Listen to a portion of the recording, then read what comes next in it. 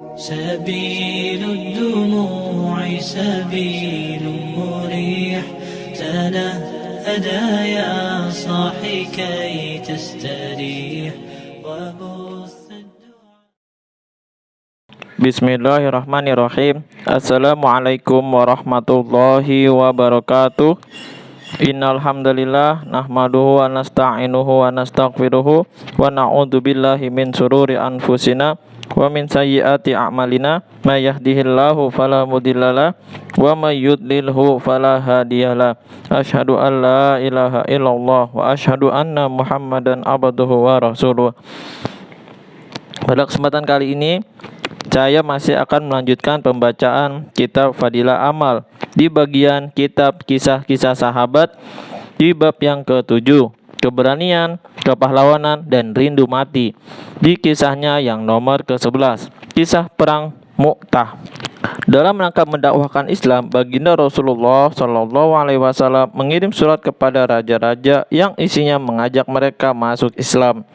Salah satunya ditujukan kepada Raja Negeri Busra melalui Sayyidina Haris bin Umair Azdi radhiyallahu anhu. Ketika tiba di Mu'tah, Sayyidina Haris radhiyallahu anhu dibunuh oleh Surahbil Ghazani, salah seorang gubernur kaisar. Membunuh utusan adalah hal yang tidak bisa diterima oleh siapapun. Baginda Rasulullah SAW sangat marah atas peristiwa ini. Beliau segera menyiapkan 3.000 orang pasukan dan memilih Sayyidina Zaid bin Harisah radhiyallahu anhu sebagai panglimanya. Kemudian beliau berpesan, jika Zaid syahid, angkatlah Ja'far bin Abi Thalib sebagai panglima. Jika ia juga syahid, angkatlah Abdullah bin Rawaha sebagai panglima. Jika ia juga syahid, maka terserah kaum muslimin untuk mengangkat panglimanya. Ketika mendengar ucapan ini, seorang Yahudi berkata, ketiga orang yang ditunjuk itu pasti akan mati syahid. Sebab jika nabi-nabi terdahulu berkata seperti itu, pasti akan terjadi. Baginda Nabi SAW membuat bendera putih dan menyerahkannya kepada Sayyidina Zaid bin Harisah radhiyallahu anhu, dan beliau sendiri beserta serombongan sahabat berangkat melepas kepergian mereka. Di batas kota, ketika para pengantar akan kembali, baginda Nabi SAW berdoa untuk para pejuang muslimin. Semoga Allah Subhanahu wa Ta'ala mengembalikan kalian dengan keselamatan dan kemenangan serta dilindungi dari segala keburukan. Doa baginda Rasulullah SAW ini dijawab oleh Sayyidina Abdullah bin Rawaha radhiyallahu anhu dengan 3 bait syair yang maksudnya, aku ingin ampunan Tuhanku atas dosa-dosaku. Aku ingin sebilah pedang yang akan memancarkan darahku, atau 9 tombak yang akan menusuk usus dan hatiku sehingga memburai keluar dari perutku. Dan jika kelak orang-orang melewati kuburku, mereka akan berkata, wahai pejuang, semoga Allah memberi petunjuk dan kejayaan atasmu. Engkau betul-betul telah mendapatkan petunjuk dan kejayaan itu. Setelah itu, berangkatlah pasukan tersebut. Ketika Surahbil Ghazani mendengar keberangkatan pasukan itu, ia pun menyiapkan 100.000 tentara untuk melawannya. Saat pasukan muslimin bergerak maju, terdengar pula berita bahwa Heraklius, Kaisar Romawi, berangkat bersama 100.000 tentaranya untuk melawan pasukan muslimin. Dengan jumlah musuh yang begitu banyak, sebagian sahabat menjadi ragu apakah terus bertempur atau memberitahu baginda Rasulullah SAW. Sayyidina Abdullah bin Rawaha radhiyallahu anhu dengan lantang berkata, wahai para sahabatku, apa yang kalian takuti? Untuk apa kalian keluar meninggalkan rumah? Tujuan kalian adalah memperoleh syahid. Kita adalah orang-orang yang tidak bertempur dengan mengandalkan kekuatan dan banyaknya pasukan. Kita hanya berperang demi agama yang dengannya Allah Subhanahu wa Ta'ala memuliakan kita. Majulah. Salah satu dari 2 kesuksesan pasti kita dapatkan, mati syahid atau menang. Mendengar kata-kata tersebut, bangkitlah semangat kaum muslimin. Mereka maju terus hingga ke Mu'tah. Terjadilah pertempuran antara kedua pasukan itu di Mu'tah. Pada mulanya bendera dibawa oleh Sayyidina Zaid bin Harisah radhiyallahu anhu. Saat perang mulai berkecamuk, saudara Surahbil telah terbunuh dan kawan-kawannya melarikan diri. Surahbil pun lari dan bersembunyi di sebuah benteng, dan ia mengirim utusan untuk meminta bantuan kepada Heraklius. Kaisar Heraklius mengirimkan lagi pasukan bantuan, kurang lebih sebanyak 200.000 tentara, sehingga pertempuran bertambah sengit. langit. Akhirnya Sayyidina Zaid radhiyallahu anhu mati syahid dan bendera kaum muslimin diambil oleh Sayyidina Ja'far bin Abi Thalib radhiyallahu anhu. Lalu ia memotong kaki kudanya agar tidak terpikir olehnya untuk pulang ke rumah. Ia membaca beberapa bait syair yang artinya, "Hai manusia, betapa indahnya surga dan betapa indahnya mendekati surga. Betapa indahnya ia, betapa sejuk airnya. Bagi orang-orang Rum telah tiba saatnya siksa, dan aku wajib untuk membuat mereka binasa." Ia mengulus pedangnya dan menerobos ke medan tempur melawan orang-orang kafir. Karena ia panglima pasukan, maka bendera berada di tangannya.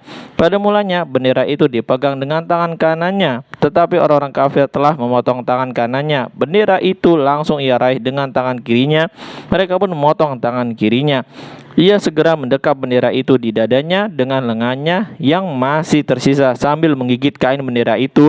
Lalu seorang menebaskan pedang dari arah belakang sehingga tubuhnya terpotong menjadi dua. Ia rubuh syahid ke tanah. Saat itu Sayyidina Ja'far bin Abi Thalib radhiyallahu anhu baru berumur 33 tahun. Sayyidina Abdullah bin Umar radhiyallahu anhuma berkata, setelah wafatnya, ketika mayat itu diangkat, di bagian depan tubuhnya terdapat 90 luka.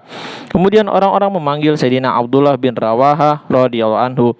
Ketika itu Sayyidina Abdullah bin Rawaha radhiyallahu anhu sedang makan sekerat daging di sebuah sudut pasukan. Karena sudah 3 hari ia tidak makan apapun. Mendengar ada yang memanggilnya, ia melemparkan daging itu sambil mencaci dirinya. "Hai, lihatlah, Ja'far telah syahid, sedangkan kaummu masih sibuk di dunia." Ia maju mengambil bendera dan berperang. Jari tangannya terluka dan terkulai hampir putus. Kemudian jari itu ia injak dengan kakinya, lalu ditariknya hingga putus. Ia buang jari yang sudah putus itu, lalu terus maju bertempur. Di tengah kecamuk perang dan keadaan yang sulit itu, terbit keraguan di hatinya karena tidak ada kemampuan dan kekuatan untuk melawan. Namun pikiran itu hanya terlintas sekilas. Ia segera berkata kepada dirinya sendiri, "Wahai hati, apa yang masih kamu rindukan sehingga ragu? Istrikah? Ia sudah aku tolak 3. Atau hamba sahaya, semuanya telah kumerdekakan. Atau kebun, itu pun telah kusedekahkan di jalan Allah subhanahu wa ta'ala." Lalu ia membaca syair yang artinya, "Aku bersumpah, wahai hati, kamu harus terjun ke medan laga dengan senang atau dengan berat hati. Sekian lama kamu menjalani hidup dengan sentosa. Berpikirlah, hakikatnya kamu berasal dari setetes air mani. Lihatlah, kaum kafir telah menyerang. Apakah kamu tidak mencintai surga? Jika kamu tidak terbunuh sekarang, kelak akhirnya kamu akan mati juga." Setelah itu ia turun dari kudanya. Kemudian datanglah sepupunya dengan membawa sekerat daging dan berkata, "Makanlah ini untuk meluruskan tulang punggungmu karena sudah berhari-hari kamu tidak makan." Baru saja diambilnya, terdengarlah suara serbuan dari satu arah. Akhirnya ia melemparkan daging itu dan segera menghunus pedangnya terjun ke kancah pertempuran. Ia terus bertempur hingga mati syahid. Dari kitab Khamis.